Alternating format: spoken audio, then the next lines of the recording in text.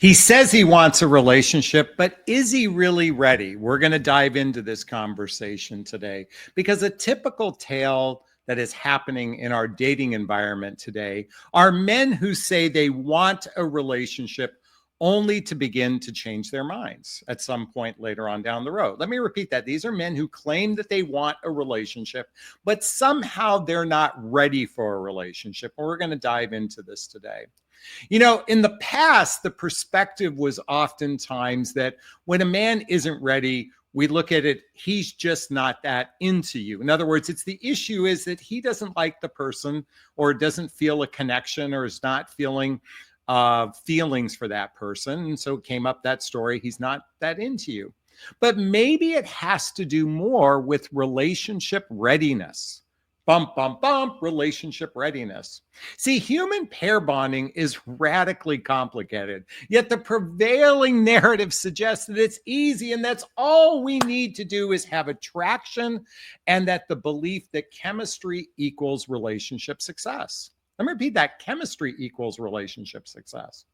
You know what's interesting about attraction is that people that are attractive tend to have more options. Let's just be blunt. Some people call this the sexual market value. In other words, the more attractive a woman is, the more options she has. The more financially successful a man is, the more options he has. Well, there's probably a bit of truth to that, or there's a lot of truth to that. Because to some extent, we don't choose partners based on, well, let me rewind that. If chemistry and attraction is how we choose initially to enter into an exploration of a relationship, we're not really contemplating one of the most important fundamentals of a relationship, and that's someone's capacity, their desire, let me reframe that, their desire, their capacity, and a vision for a relationship.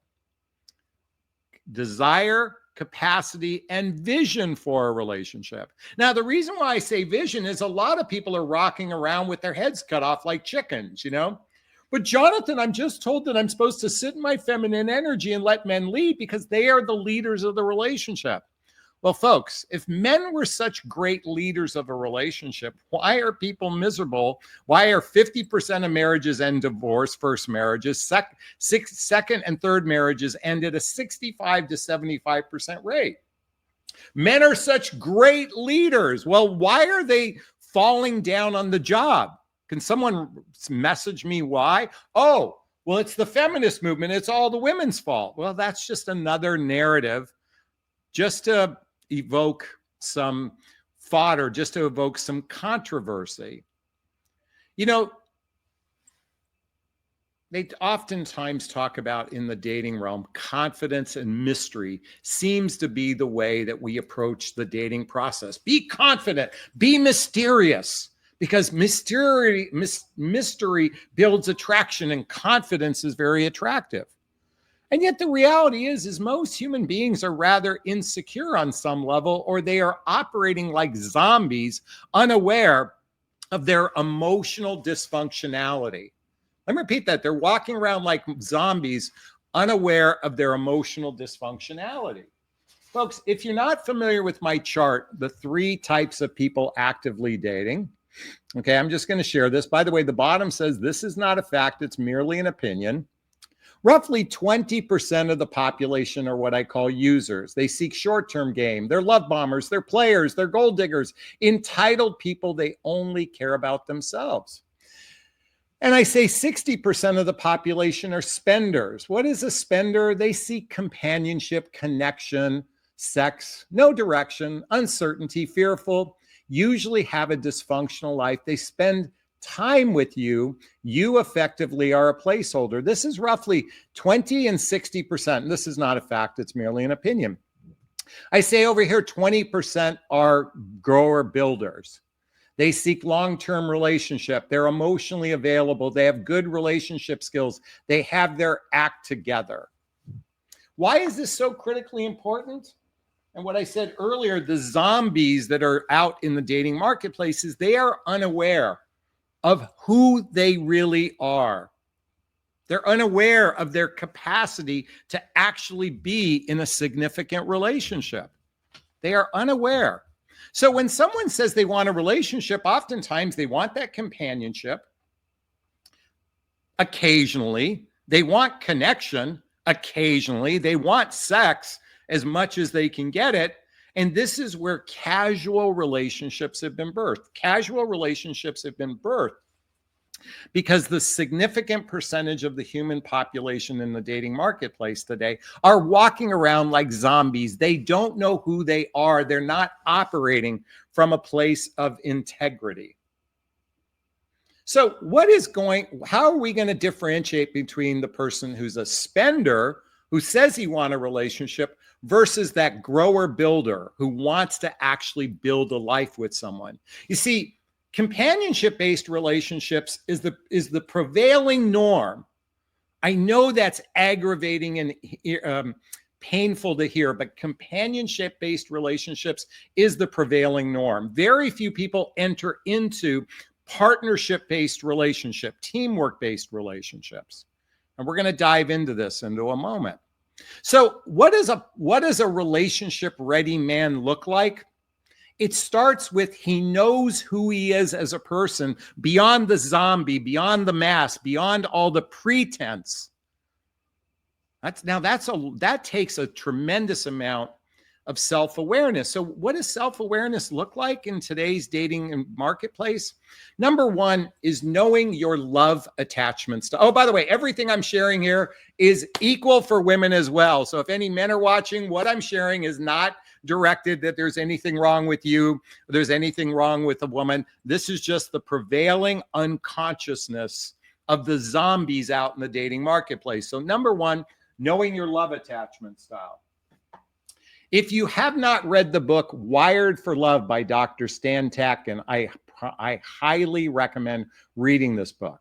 How to understand your partner's brain and attachment style can help you diffuse conflict and build a secure relationship. You see, what is love attachment style? It's how we attach to another human being. Do we attach from a secure place or an insecure place? And while most of the authors claim that 50% of the population is secure, okay, I don't buy that shit. I honestly believe a very small percentage of people operate from secure. I believe that they operate from an insecure way of attaching to another person, whether it's an anxious preoccupied, whether it's a fearful avoidant, whether it's a dismissive avoidant, or a completely disorganized attachment person. I think most humans are rather attached at either a codependent or a counter-dependent way. Let me repeat that, a codependent or a counter-dependent way. If you haven't read the book Codependent No More by Melody Beattie, I highly recommend reading this so you can understand how our love attachment style and our dependencies oftentimes cause us to choose partners who are unhealthy for us. But Jonathan, you recommend all these books and I don't have time to read these books. That's overwhelming. I don't have time to learn and grow and learn who I am. Yeah, guess what? You, along with the majority of the population, are operating as emotional zombies. Someone write that in the chat box or write down the comment. Jonathan says emotional zombies. You know, we talk about emotionally unavailable. We talk about emotionally constipated. Let's talk about the emotional zombies out in the world today. But Jonathan, if someone's confident, that doesn't mean that they're a zombie. First off, confidence is oftentimes bravado. Confidence oftentimes is a mask to the deep pain inside a person.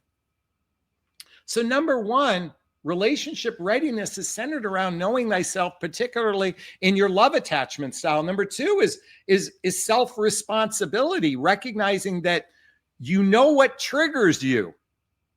Like, I'm very clear on the shit that triggers me.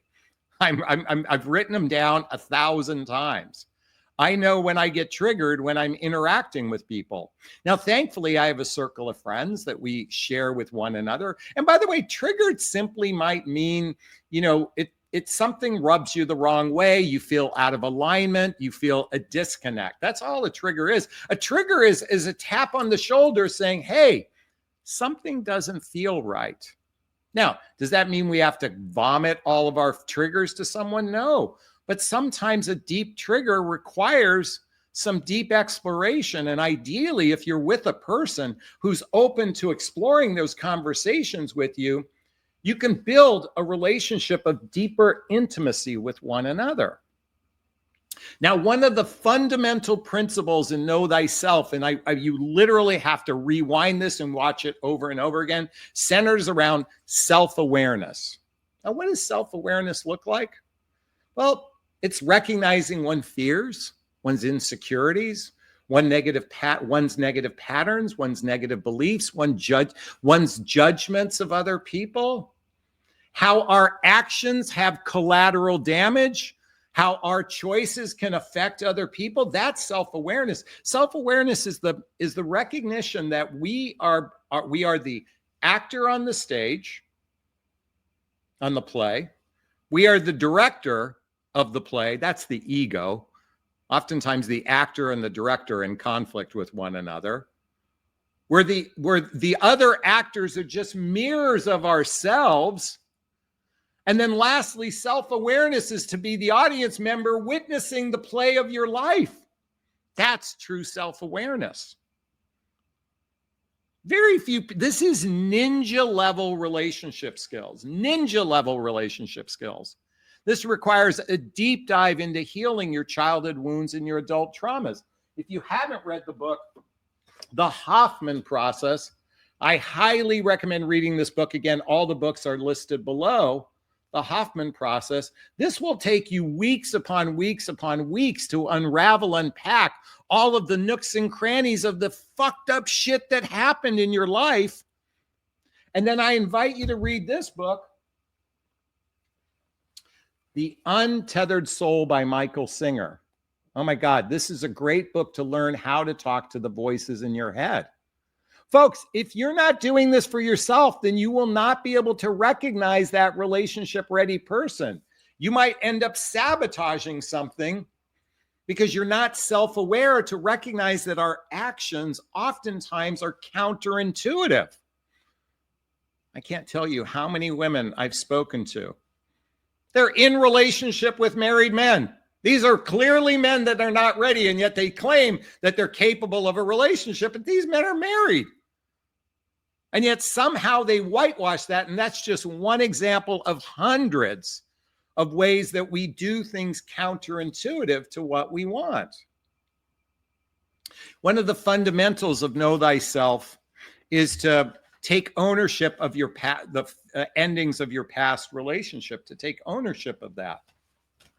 You know, very few people do that. Very few people take ownership. And relationship readiness, I've written this down. Relationship readiness is, and someone write this in the chat box. It's when your desire, your capacity, and your vision of partnership, not companionship, but partnership, exceeds the fear and pain of past hurts. Fear and pain of past hurts. Also, it requires having a victor consciousness mentality instead of a victim consciousness, having the capacity to communicate, having good relationship skills, knowing your deal breakers and your must-haves, and knowing your inner purpose in life. That's stage one of Know Thyself. Stage two is knowing your motive. Do you have a short-term motive or a long-term motive? If you have a long-term motive for a relationship, then you operate completely different than those who have a short-term motive. So we have to recognize that mutual attraction is that chemistry. And believe me, there is a deception within chemistry.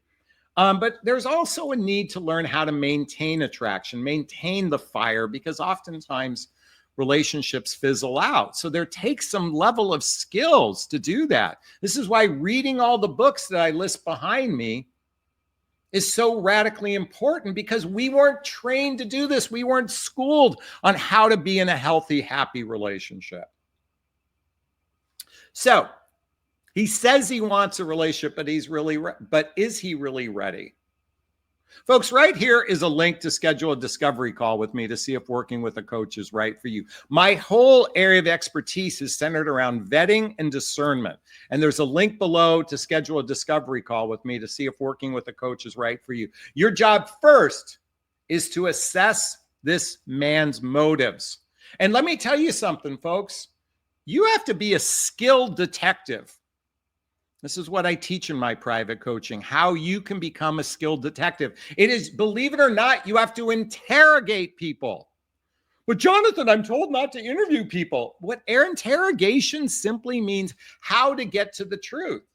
And we have a back-ass way of doing this. It's all based on attraction and entertainment with one another instead of radical honesty, laying your cards on the table, and the rules of engagement.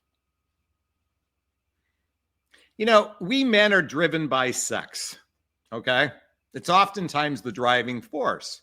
You got to figure out the difference between, does he just want to get laid or is he wanting something serious? And we men, we can gaslight ourselves. We can radically gaslight ourselves. We don't do this intentionally.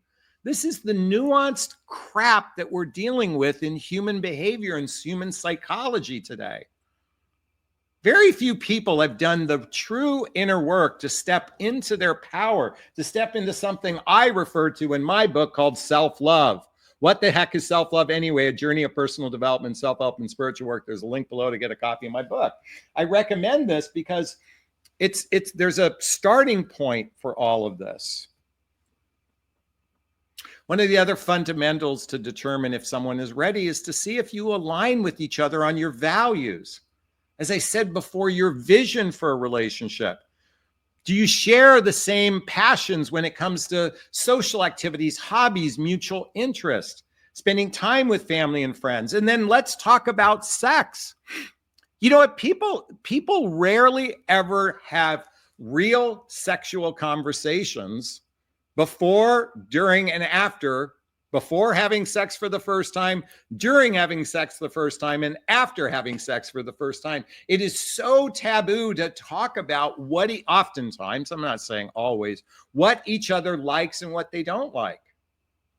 In fact, men are just expected to be stallions in the bedroom and women are expected to be amazing lovers. There's this gigantic, and by the way, for those of us in midlife, look at, folks, I'm a tail end baby boomer. The equipment doesn't work the way it used to. I'm not happy about that. I have to take a blue pill. I'm not happy about that. But we shouldn't be ashamed about our performance. It should be, I'm not saying it should be an act of love, but sex is a way two people join with one another at almost a spiritual level. So we need to have these deeper conversations. And most importantly, as you're building and getting to know someone, is this person becoming your good friend? A good friend is somebody that you can talk to from a heart-centered level. As a good friend is someone that you're unafraid to share at a deeper level. Because ultimately, relationship readiness all centers around building trust with another human being.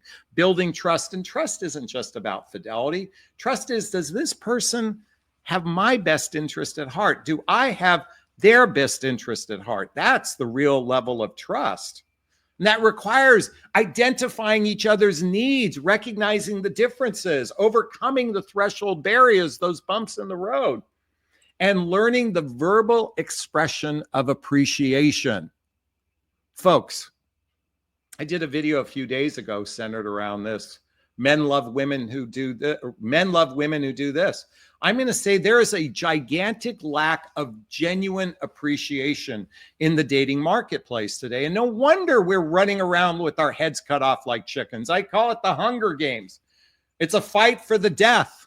And I'm just here to try to put the odds in your favor. How do you know someone is ready? You got to do your own homework for yourself first. And then you can apply what you learn with radical honesty, laying your cards on the table, and the rules of engagement. And this is all something I call is radical honesty, pre-qualifying your prospect, engaging their emotional maturity. That's what I teach in my private coaching. Is this sinking in? Is this resonating with you? Please let me know if it is. I'd like to hear your thoughts on this. Post a comment below. I do my best to read them all in the first 24 hours. As always, if you find value in my videos, please hit that like button. Please share this video. Please subscribe to my channel.